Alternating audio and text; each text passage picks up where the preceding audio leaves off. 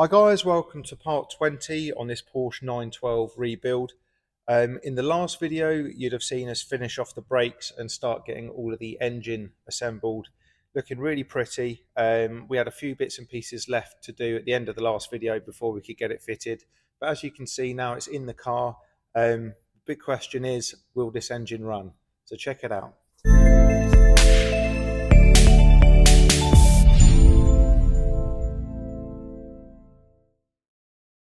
So we'll pick up where we left off from the last episode.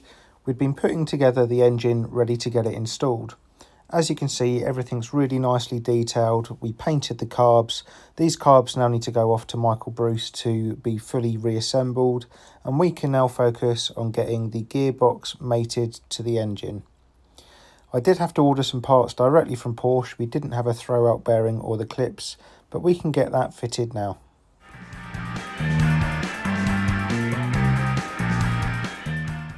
So here's a brand new throwout bearing from Porsche. We decided to go genuine, and we've got the clips to go in as well, and obviously the clutch lever arm too.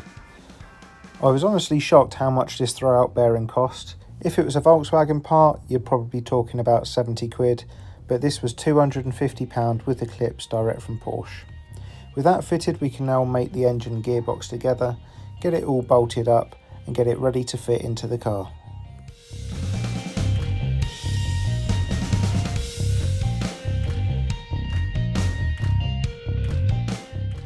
Another part that was missing was this accelerator lever that bolts onto the side of the gearbox. This is an aftermarket part that's fully adjustable and will work well with our throttle system. In true fashion on this engine, the thread was knackered inside the gearbox, so again I had to drill it out and fit a helicoil before I could fit the new accelerator lever and torque it to spec.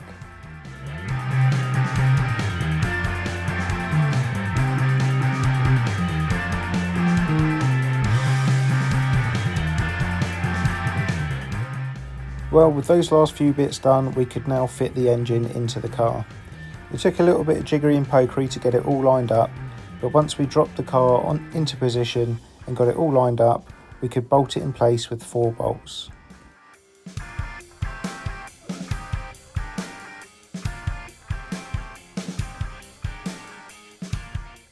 Next up was the drive shafts. Now this gearbox wasn't intended to be used with these smaller CV joints, and it did have some adapter plates bolted to the output flanges. Now the output flanges were about 1 inch thick, which meant that the drive shaft was then too long, so we had to take them back off, have them machined down and then refit it all. Once everything was bolted in place, I used the torque wrench to make sure all the bolts were torqued to spec.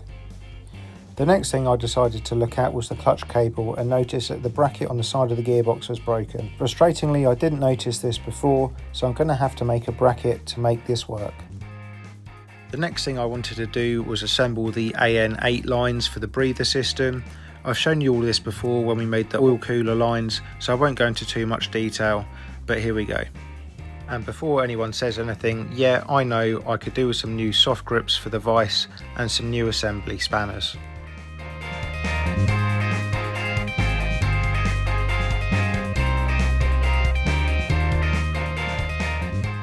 So we've received the carbs back from Michael Bruce Engineering. They're all fully assembled and ready to fit to the car, and they look wicked. Really pleased with this. And he's also fitted our custom made adapters to convert these carbs to run AN6 fuel lines.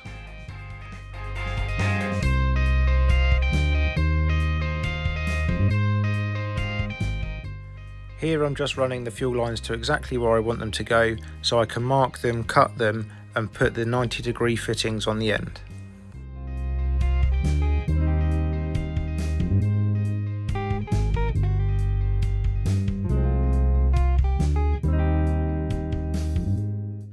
I can now turn my attention to fitting the sync link kit. I really like this setup. It doesn't really go out of balance and it runs nice and smooth because it's cable operated. I did come across a problem because we're running short stubby inlet manifolds, which meant that the original pieces were really close to the fan shroud and actually failed, so I then had to modify them. So guys, to cut away from the car really quickly, I'm sorry to do that, It is our 15th birthday on the 1st of September. I can't believe it's been 15 years since Classic Car Revival started. Super proud that we've made it this far. We've managed to build some super cool cars. I couldn't have done it without our amazing clients who have asked us to build those cars. So huge thanks to everyone that has asked us to build cars for you. But also a big thank you to all you guys that follow us on social media.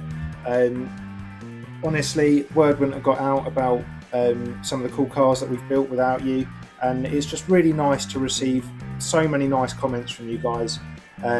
So yeah, really exciting week for us, and to celebrate, we are releasing this limited edition 15th birthday t-shirt. It's got a Porsche 964 Turbo on the back, a real retro design. So if you fancy one of those, go over to our website at classiccarrevivals.com and head over to the shop and merch section. Like I say, limited number, and the first 15 will get a free keyring as well. So yeah, once again, thank you for the support that we've received. Really proud of all of my team. And I've got to give a shout out to Chris as well, because he's been with me for 10 of those 15 years. So yeah, huge shout out to him and everyone else who has helped us along our journey. So thanks a lot. One cool thing we've ordered are the CSP air filters. They're really nicely made. I'm going to say the best on the market. All the hardware for it is supplied, all the bits and pieces are CNC machined and anodized black, and we've got a good KN style air filter, not a cheap foam option. So yeah, this is going to look really nice fitted.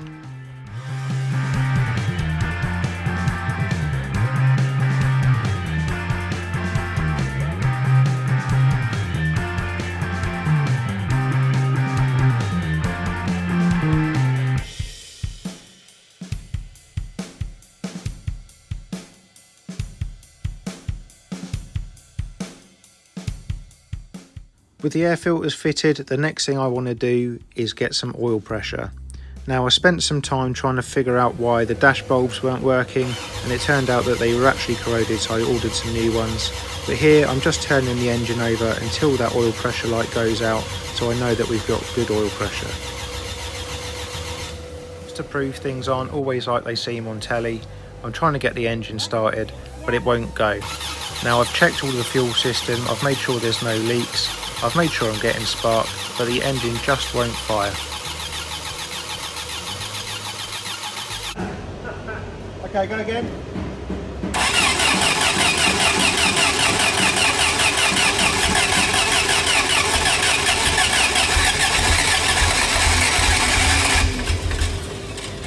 Moments later. Okay, go on then.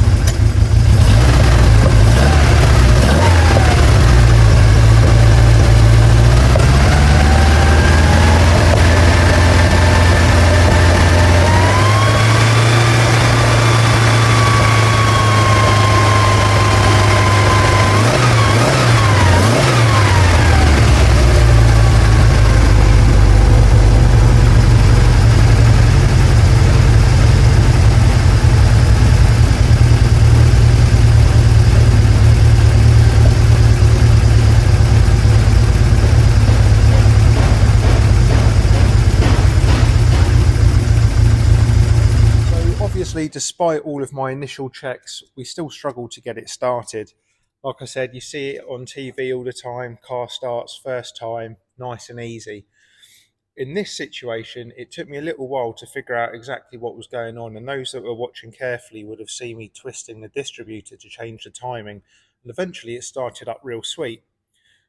I was a little bit confused by it. You probably see me looking at the timing light and looking a little bit confused. Ultimately, it started and ran nicely with what was displaying as 120 degrees advance on the distributor. Now, at idle, it should be about 7 degrees on this, looking for a maximum of around 31 degrees,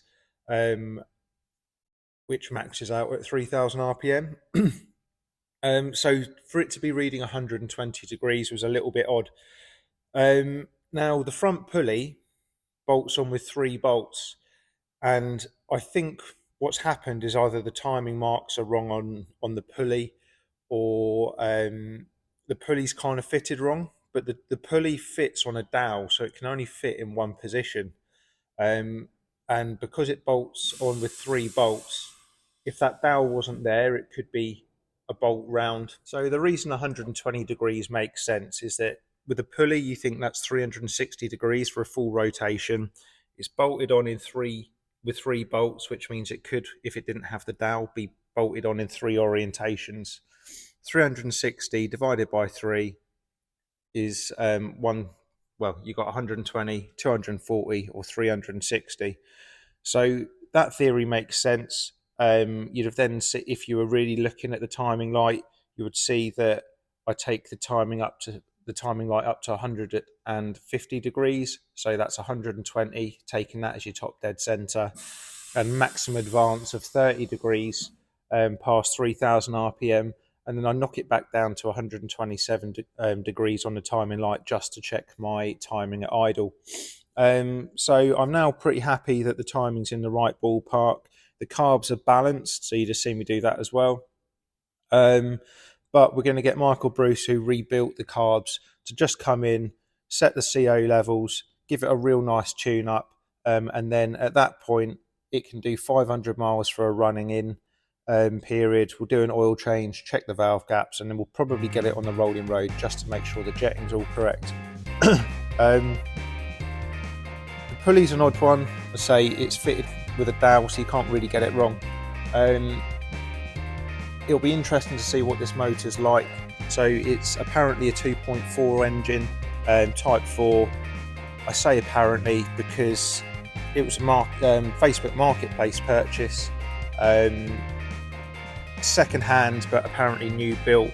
There's no way this car ran, or this engine ran, because ultimately those carbs were toast. There was absolutely no way it would run on those carbs, hence why they went to Michael for a full rebuild. They were rebushed.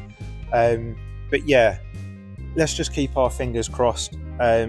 It's got one very small oil leak at the moment, and so is the gearbox. The gearbox was second hand bought along with the engine as well, which is a 5-speed 901 gearbox. This would have, I think, originally had a 4-speed 901. But yeah, let's keep everything crossed that this runs nice. It sounds okay. The exhaust by overkill performance sounds really, really nice and deep. So yeah, really pleased with all of that. So let's see how it goes. So with the engine now idling happy, I decided to send it back up on the lift and gave it a good check over, made sure there was no fuel leaks, no oil leaks, and that we had a nice amount of warm oil going through those oil coolers. I even used the infrared temperature sensor just to make sure that those oil coolers were doing a good job.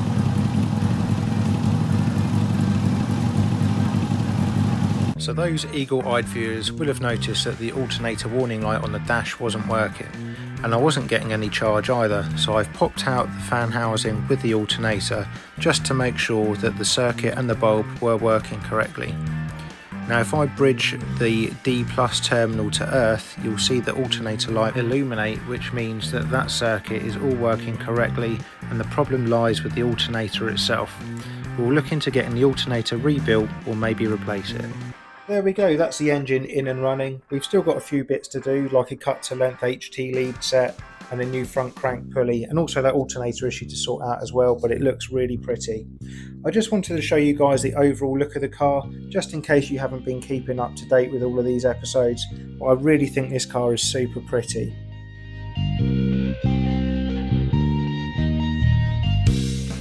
It's off for full trim next. I won't be keeping you guys up to date with it now, so the next time you see this car it will be completely finished, full retrim, all the windows back in, and hopefully hitting the show scene next summer. Now, for those of you that haven't seen all 20 episodes on this car, it's well worth going back to episode 1 where you can see just how bad this shell was, and it should have been scrapped. So I'm really happy that we managed to save another one. I hope you guys have enjoyed it. If you have, please remember to hit like and subscribe to stay up to date with our channel and all the builds that we've got on the go, and I'll see you in the next one. Cheers!